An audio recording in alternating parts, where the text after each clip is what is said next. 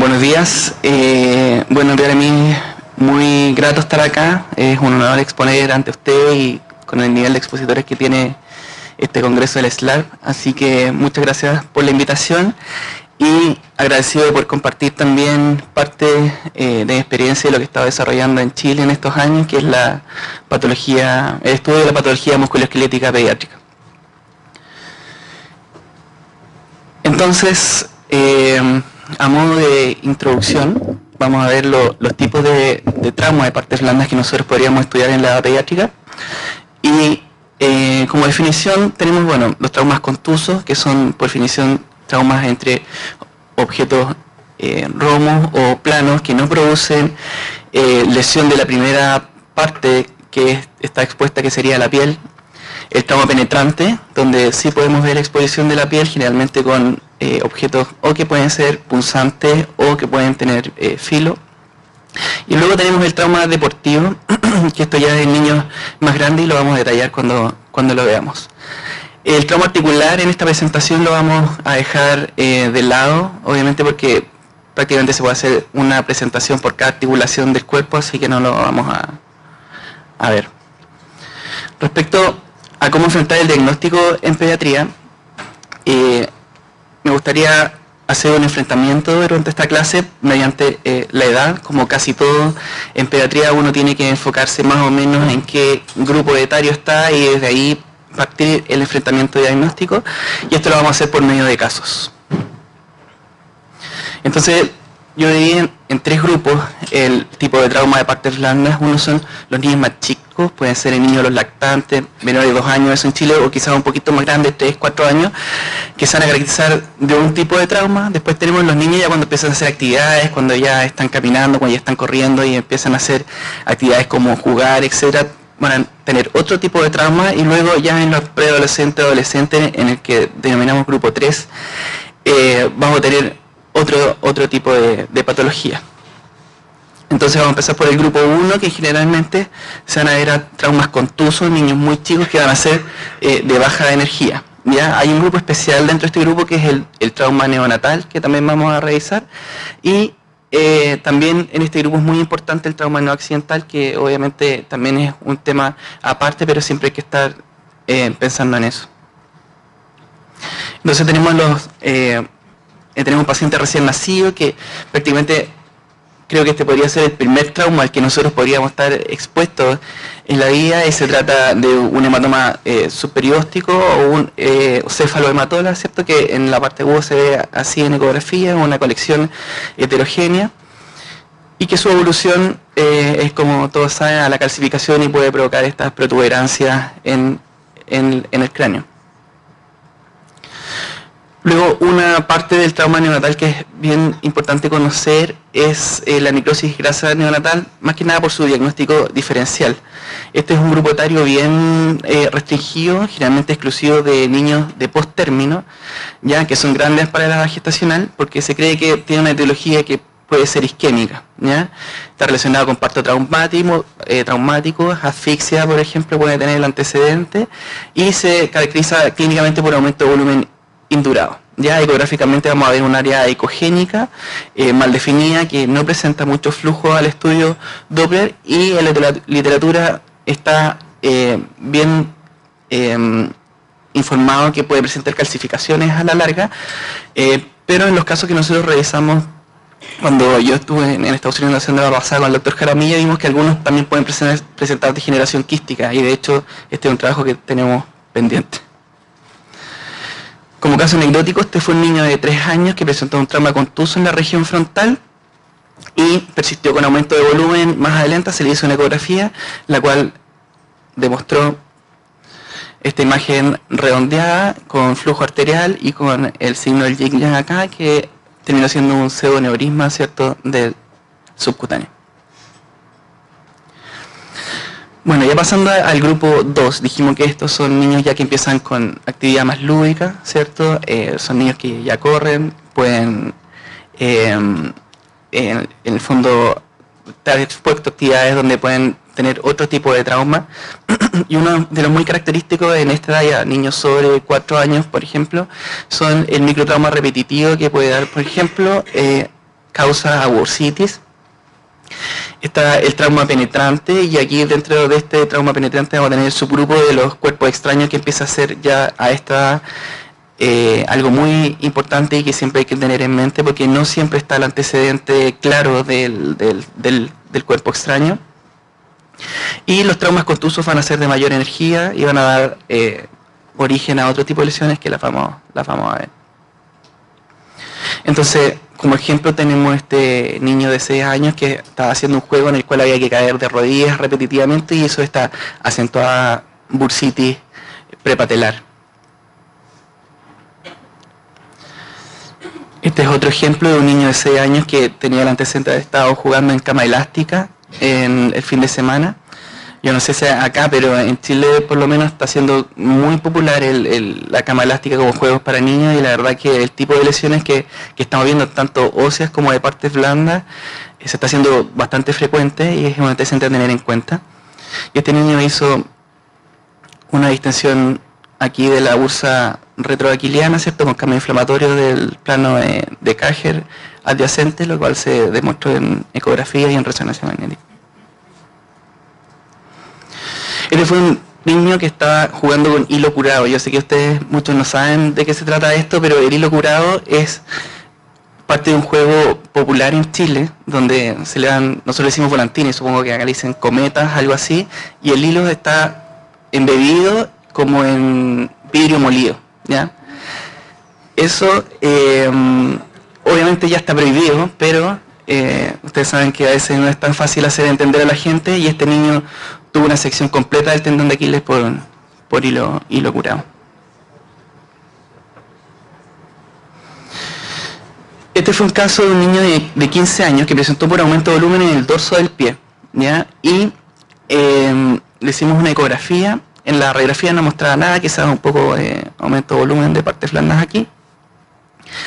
Y la ecografía mostró esta imagen quística compleja, con algunas áreas quizás un poco más ecogénicas, algunas que estaban flujo periférico, y algo que parecía una calcificación acá abajo. Entonces uno empieza a pensar en diagnóstico diferencial, aumento de volumen, indoloro en un niño, un sarcoma sinovial, uno empieza a pensar cosas malas, digamos, pero si uno exploraba al niño por la región plantar, se encontraba con este cuerpo extraño que terminó siendo una espina, y el cual el niño no tenía ningún antecedente, por ejemplo, que él recordara que había pisado algo, etc. Entonces, siempre tener en mente que no siempre el antecedente va a ser tan claro del cuerpo extraño.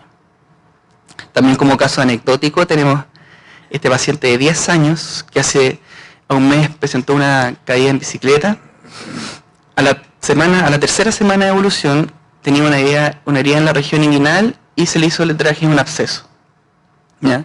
Luego, a las 6 semanas de evolución, se pensó que podía presentar un granuloma, que tenía un aumento de volumen ahí, y se le sostuvo una ecografía. Teníamos esta imagen del plano dermopidérmico con aspecto hipocogénico, presentaba un trayecto acá hacia el plano subcutáneo, y aquí en la región inguinal se encontraba una imagen ecogénica que representaba este artefacto de radiación importante, y lo cual terminó siendo nada más y nada menos que el freno de la bicicleta, el cual obviamente no estaba el antecedente y nadie se percató que le faltaba un freno a la bicicleta. Así que el antecedente, como vemos, no siempre va a ser tan claro. Y ya hablando de los traumas contusos de mayor energía, tenemos este niño de 11 años que hace un mes había presentado una caída en un toro mecánico y persistía con dolor. Se le hizo una tomografía pensando en que podía tener algún tipo de compromiso óseo o algo así, y lo único que se vio una alteración del plano subcutáneo acá, de la densidad del plano subcutáneo en la región pretidial. Se complementó con una ecografía y podemos ver acá esta imagen como de un nubulillo graso que estaba como independizado, que muchas veces puede tener contenido líquido adyacente, y una imagen bien característica de la necrosis grasa, y lo cual hay que tener en cuenta porque el dolor puede persistir mucho tiempo y ser muy agudo, ¿ya? Y podemos ver que acá en la tomografía también se puede lograr ahí con un poco de ojo ver el lobulillo graso, y este es un caso muy similar de un niño de 16 años que también había presentado un trauma contuso con el mismo tipo de lesión. Pueden ver ahí un lobulillo graso en la resonancia magnética algo independizado con contenido líquido adyacente. Este es un niño de 10 años que presentó un trauma contuso. Si mal recuerdo, había sido jugando fútbol, había recibido un rodillazo en la región del muslo y se presentó con esta colección en el espesor del músculo vasto intermedio. El niño se le quitaron la molestia, pero persistió con aumento de volumen. Se le hizo una ecografía de control y mostró estas imágenes ecogénicas con sombras acústicas posteriores en el paso del espesor del músculo vasto medial. Estas son el estudio radiográfico como concomitante. Pueden ver aquí algunas calcificaciones en relación a donde estaba la colección. Y se le realizó una resonancia magnética, la cual demostró edema en el músculo vasto intermedio, con esta colección, ¿cierto?, hiperintensa, que presenta en secuencias gradientes un borde completo de hemosiderina con artefacto de susceptibilidad magnética, lo cual es compatible con una miositis osificante, ¿ya? Esta localización de la miosificante, sobre todo en países futboleros, es muy frecuente. Paciente de 16 años, este paciente presentó una caída de altura, no un trauma directo, y presentó un aumento de volumen en la región peritrocantérica sin recibir un golpe propiamente tal. Presentaba esta colección adyacente a al plano de la fascia profunda, adyacente al plano muscular. Se le hizo una resonancia magnética, vemos que tenemos esta colección acá de secuencias sensibles al agua, la cual no presenta una señal completamente hipointensa en T1, lo que nos puede hablar que esta colección puede ser no solamente líquida, sino de contener algo de contenido hemático, al menos, y este es el diagnóstico de una lesión de Morel-Lavallée, que puede ser por dos mecanismos. Esta es la lesión de Morel-Lavallée clásica, digamos que es peritrocantérica. Hay algunos reportes más recientes que dicen que en la edad pediátrica puede ser más frecuente en cerca de la rodilla, por ejemplo, en parte de prominencias óseas, y serían lesiones tipo Morel-Lavallée, pero no la Morel-Lavallée clásica, que es la región peritrocantérica y se produce por cizallamiento entre la fascia profunda y la fascia muscular de pequeños vasos linfáticos y hemáticos.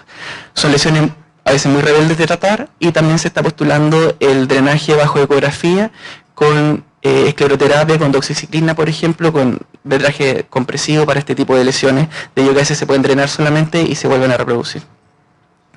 Y pasando ya al grupo 3, tenemos el trauma que ya empieza a ser más relacionado con el área deportiva, en niños preadolescentes, adolescentes, y tenemos varios tipos, ¿ya? Lo dividí en dos grupos: el trauma agudo o subagudo y el trauma crónico. En relación a las éntesis, sabemos que en el esqueleto inmaduro la parte más débil de la cadena, digamos, es el cartílago de crecimiento, ¿ya? Entonces, si bien quizás no es estrictamente un trauma de partes blandas, pero sí está muy relacionado con el trauma de partes blandas, por eso vamos a ver las avulsiones o algunos tipos de avulsiones, y también vamos a pasar por las lesiones musculares. Entonces, este es el caso de un niño de 12 años que hizo una hiperextensión de la cadera, es gimnasta, y tenía una radiografía normal. Ya la resonancia magnética mostró esta área de edema en el isquion con esta imagen lineal en relación al núcleo, de crecimiento del isquion. El núcleo de crecimiento del isquion es como una C, ¿ya? Y tiene un cartílago de crecimiento muy fino. Esta C se puede separar del isquion, pero si no está completamente desplazada, la radiografía va a ser normal, y quizás en un control después vamos a ver fenómenos reparativos, etcétera, ¿ya? Pero aquí se puede ver claramente con resonancia magnética que esta es la causa del dolor de este paciente, una avulsión no desplazada. También es difícil a veces hacer la diferencia si este es un trauma crónico o un trauma agudo no desplazado. Ya en esos casos la clínica y la historia clínica va a ser determinante. También, como caso anecdótico, este es un paciente de 13 años que tenía el antecedente de una avulsión de la tuberosidad isquiática. Las avulsiones, sobre todo en la pelvis, a veces pueden reparar bien hipertróficamente, con cambios reparativos bien amorfos, incluso pueden formar hueso maduro. Incluso muchos pacientes a veces llegan por diagnóstico diferencial de tumores, ya cuando no está claro el antecedente de la avulsión. Y este fue un caso de ellos que formó este hueso maduro en relación a tuberosidad isquiática izquierda, y si bien acá tiene una imagen circular, que esa también, perdón, está acá, y esa corresponde al trayecto del nervio ciático, y este paciente estaba con sintomatología como de una ciática en el fondo, neuropática del extremo inferior izquierda, y era por estos cambios reparativos que estaban atrapando al nervio ciático en su trayecto cercano a la tuberosidad isquiática. Tenemos otro paciente, 14 años, este paciente estaba jugando y se colgó de un árbol, quedó colgando de un brazo, se le hizo una ecografía porque quedó obviamente con dolor de hombro, y aquí vemos una imagen comparativa de la coracoides del lado sano y del lado enfermo, donde vemos el núcleo de osificación que está separado de la coracoides y con una pequeña colección heterogénea en el área donde se provocó la avulsión. Se le pide una resonancia magnética para confirmar el diagnóstico y para descartar otras lesiones que no tenía. Aquí vemos claramente cómo se avulsiona y una pequeña colección ahí en el sitio de avulsión. Esta imagen la puse más que nada porque no es tan infrecuente de ver y es una lesión que se puede pasar desapercibido o fácilmente, que es la avulsión de la epitróclea, ¿ya? O la avulsión del epicondilo medial, el cual se avulsiona, el núcleo de osificación, que está en este caso aquí, lo cual esto debería estar aquí, ¿cierto? En la proyección lateral esto está aquí, y estos pacientes pueden llegar por bloqueo, ¿ya? Por bloqueo articular, porque el núcleo de osificación se mete en el espacio articular. Y lo otro que es interesante, que estos pacientes muchas veces no hacen derrame articular. Entonces, muchas veces nosotros estamos acostumbrados a ver si hay derrame articular en el codo, y básicamente si es que no vemos derrame articular nos quedamos un poco más tranquilos, pero a esto hacer una apófisis, o sea, un elemento que es extraarticular, muchas veces no va a provocar derrame y tenemos una fractura, una avulsión con un elemento interpuesto en el espacio articular.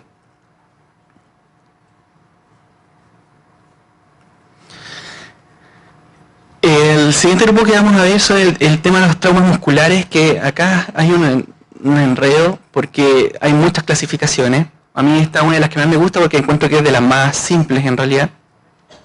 Y si tenemos un paciente con dolor muscular agudo, podemos tener lesiones directas que son traumáticas por trauma contuso directo, que vamos a ver edema muscular o hematomas, y tenemos las lesiones indirectas que algunos también llaman por elongación, ¿ya? Aquí tenemos dos grupos: el paciente con exámenes imaginológicos normales y el paciente con exámenes imaginológicos alterados. Dentro de los pacientes con exámenes normales se puede referir como un trastorno muscular funcional clínicamente, ¿cierto? En Chile se le dice muy coloquialmente contracturas, ¿ya? Porque no quiere decir que el paciente no tenga nada. De hecho, son pacientes que tienen que parar su actividad deportiva porque no la pueden seguir haciendo, digamos, pero no tienen traducción en imágenes.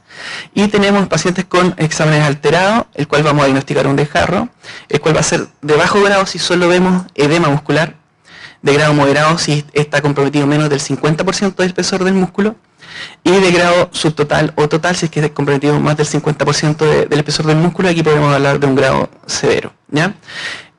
Hay una condición desde el grupo moderado hacia adelante que el desgarro se acompañe con una colección hemática. Entonces, muchas veces vamos a tener pequeños desgarros que no van a estar colección hemática, y eso pueden pasar al grupo de desgarros de bajo grado. Por ejemplo, este paciente es una paciente que era bailarina, que llegó con sintomatología en el muslo, en la región interna, y tenía un edema muscular acá en relación al aductor largo, por lo que se diagnosticó un desgarro de bajo grado del músculo aductor largo. Otro paciente de 13 años era una paciente que era escaladora. Se ve un foco de edema muscular acá en el espesor del bíceps braquial, muy bien representado acá en la imagen longitudinal, transversal, perdón. Y quisiera destacar la importancia de la imagen comparativa siempre que uno esté buscando, porque sabemos que en el músculo la anisotropía en ecografía es un gran problema. Entonces hay que tratar de angular el transductor, tratar de quitar la anisotropía del músculo, y que esta imagen de edema se repita independiente de la angulación que yo le dé al transductor, y si tengo que hacer imágenes comparativas ayuda mucho. Paciente de 12 años, futbolista, presenta un desgarro miofacial de grado moderado. Vemos que aquí esto se acompaña de una colección hemática en la región miofacial del músculo semimembranoso y que compromete menos del 50% del espesor total. Y este paciente también de 15 años, futbolista, que presenta un desgarro central con una conexión heterogénea hemática del músculo sóleo que compromete al menos el 50% del espesor total del músculo. Entonces ya podemos hablar de un grado severo.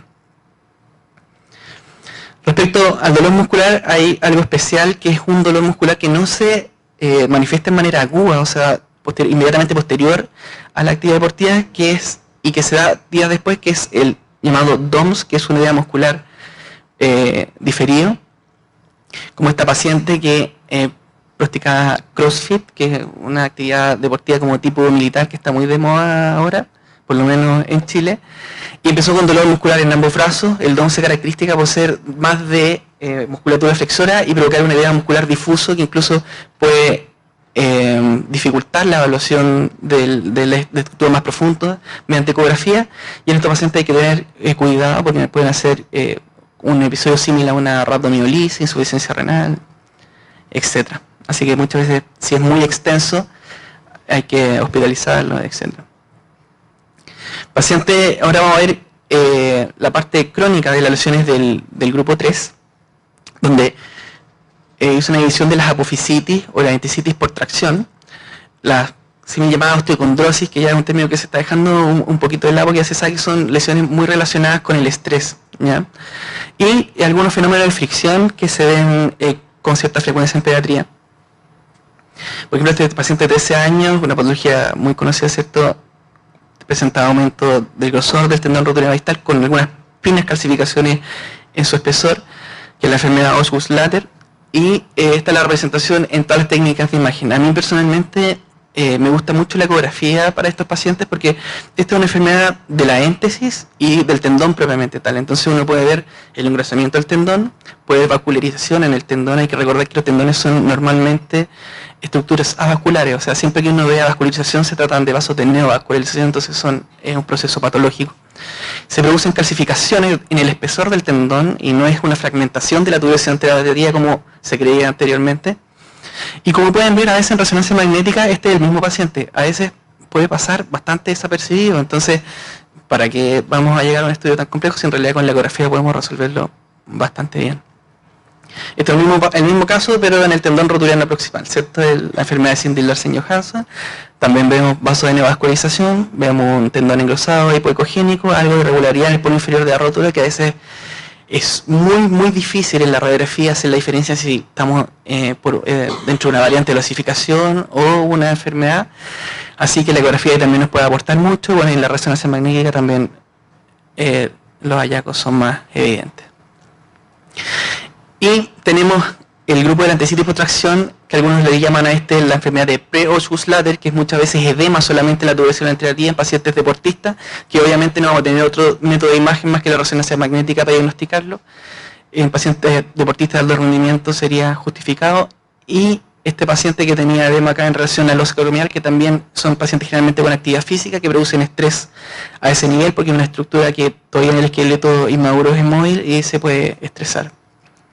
También el rol de la ecografía, en las variantes de la osificación vemos que, a diferencia de los procesos patológicos que vimos anteriormente, el tendón es un tendón sano y estas osificaciones se encuentran en el espesor del cartílago de crecimiento. Entonces estos corresponden a variantes de osificación tanto del polo inferior de la rótula como de la tuberosidad anterior de la tibia.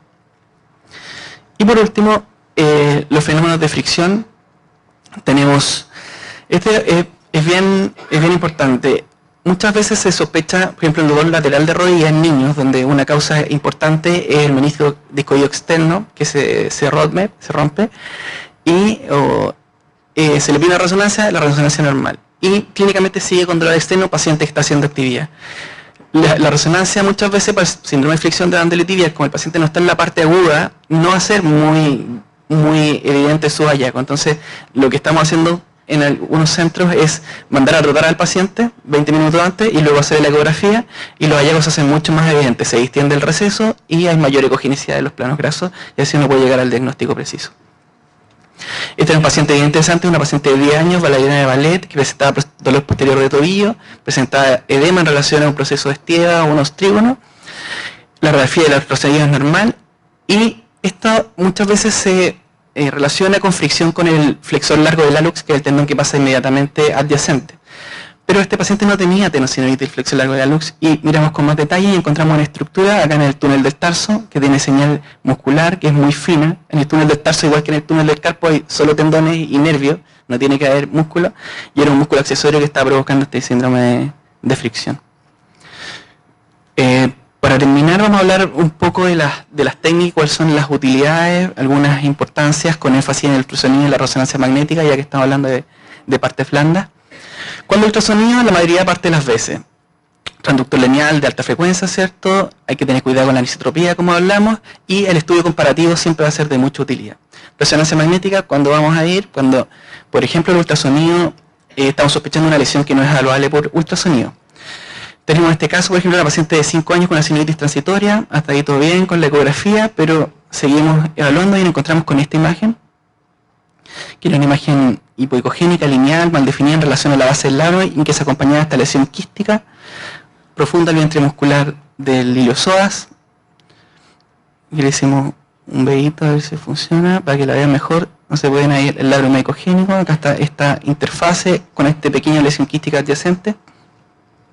Bueno, se sospechó una lesión quística paralabral y efectivamente era esa, una niña de 5 años, bastante raro, una desinserción del labio, acá pueden ver cómo se mete el líquido sinovial y provocaba este quiste paralabral. Este paciente se trató de forma conservadora y hasta la fecha está asintomática. Paciente de 9 años, de nuevo cava elástica, el fin de semana llegó con dolor agudo en la cadera, podemos ver, tiene mucho derrama y además aquí una imagen lineal que se mete al espesor del labrum acetabular y presentaba una lesión labral aguda. Este paciente también se trató en forma conservadora y ha estado bien hasta la fecha. Y a veces nos puede pasar al contrario, tenemos una resonancia magnética que nos llega derivada. Este paciente practicaba karate, tenía una alteración de señal en el supraespinoso, pero está justo en la parte del ángulo mágico, entonces queda un poco de duda, lo llevamos a ecografía y efectivamente tenía una delaminación del tendón supraespinoso, un desgarro muy pequeño, que muchas veces la ecografía va a ser por sobre la resonancia magnética debido a su resolución espacial. Cuando no se encuentra la causa de los síntomas, por ejemplo este paciente que presenta un defecto cortical fibroso, una tendinopatía de la pata de ganso recurrente y obviamente el defecto cortical fibroso no le estaba doliendo, a menos que estuviera fracturado, pero no era el caso, y se le hizo una resonancia magnética y se vio que la éntesis en la pata de ganso es justo en el defecto cortical fibroso, presentaba alteración de señal, porque básicamente se está insertando en la parte que no es hueso, sino que el mismo defecto cortical. Y este paciente de 15 años que presentaba el antecedente de un esguince de alto grado, lateral de tobillo, hace 3 meses, pero persistía con dolor. Se le hizo una serie de estudios, no se encontraba nada, llegamos a la resonancia magnética y vemos alteración de señal en relación al seno del tarso, que normalmente tiene que tener solo señal grasa, y aquí vemos que en la imagen T1, por ejemplo, se pierde la señal por un proceso fibrótico, ahí hay un par de ligamentos interoso y el cervical que se pueden dañar en esguinces de alto grado y produce una reacción fibrótica, y por atrapar estructuras nerviosas que hay ahí puede doler mucho. En pacientes deportistas, para objetar el daño, muchas veces los pacientes deportistas tienen múltiples lesiones y uno tiene que ver bien, objetivar bien el daño para poder hacer un seguimiento y un diagnóstico más fino.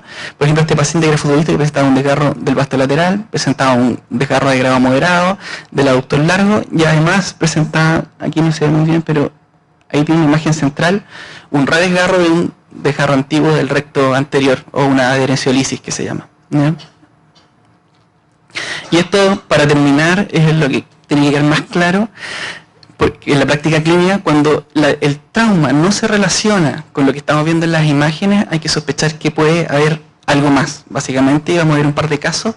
Por ejemplo, este paciente de 15 años que presentaba un esguince de la articulación interfalangia proximal hace 2 semanas, le hicimos una ecografía y encontramos esta sinovitis. El paciente persistía asintomático. Los esguinces de interfalangia a veces pueden ser sintomáticos a harto tiempo, ¿ya? Pero esta sinovitis no se relaciona bien con el esguince, tenía unas imágenes un poco extrañas acá en el hueso, fue una resonancia magnética y era un paciente de un debut de una artritis idiopática juvenil en articulaciones metacarpofalángicas, una acentuada sinovitis y cambios erosivos yuxtaarticulares. Y para terminar este caso de un paciente de 11 años que presentaba una caída de nivel, una radiografía que es prácticamente normal, presentaba un gran hematoma en el espesor del músculo glúteo mayor, pero tenía una caída de nivel. Ese gran hematoma no se correlaciona con una caída de tan baja fuerza, digamos, y se le hizo una resonancia magnética, encontró este hematoma que además presentaba sangre en diferentes estados de evolución, ya otro componente hemático por acá, con señal hiperintensa ante 1, lo que nos dice que es un material hemático, y además presenta un componente sólido acá que realza obviamente con el medio contraste. Eso no tiene una característica de un hematoma, el cual tiene que tener sangre en un solo estadio, un borde de hemosiderina completo, es tenerlo presentada, y obviamente no encontrar un componente sólido focalizado. Los hematomas a veces con el tiempo pueden encapsular y realzar marginalmente, pero no así tan focalmente. Y hay que recordar que en este grupo etario en pediatría, ya en niños no tan chicos, donde el fibrosarcoma se lleva todos los créditos, hay un sarcoma que es el histiocytoma fibroso maligno angiomatoide, el cual tiene mucha tendencia a sangrar, ya en niños, por ejemplo, de 6 a 15 años, y le hace la competencia, digamos, al sarcoma sinovial, que es uno que siempre le tiene miedo. Así que en caso de trauma y no se condice con la potencia del trauma, pensar que puede haber algo más. Bueno, y eso es lo que le tenía que contar por ahora. Muchas gracias. Bueno, muchas gracias, doctor. Impecable en el cumplimiento del tiempo. Le sobraron 18 segundos. Así que, bueno, a continuación, no lo veo el doctor Jaramillo.